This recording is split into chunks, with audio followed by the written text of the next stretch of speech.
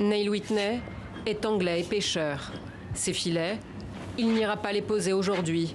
Le temps ne le permet pas. Mais ce qui le préoccupe le plus, c'est le conflit avec ses homologues français.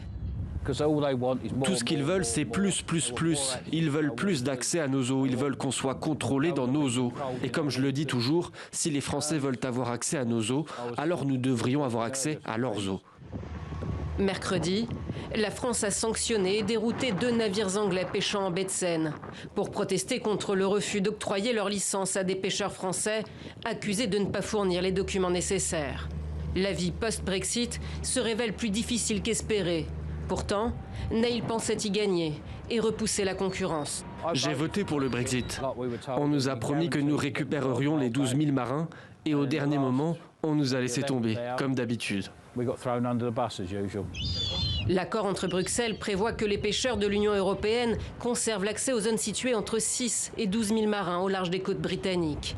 Dans ce petit port du sud de l'Angleterre, la colère est largement partagée.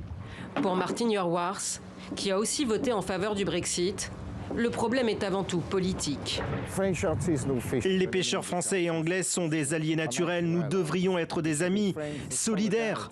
Le problème, ce sont les surpêcheurs en série qui dirigent l'Union européenne. Nous devons nous unir et détruire la surpêche.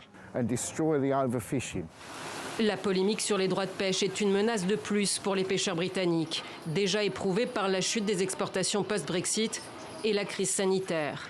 La tension est loin de retomber. Paris menace de mesures de rétorsion dès mardi prochain. Londres promet de répliquer si elles étaient appliquées.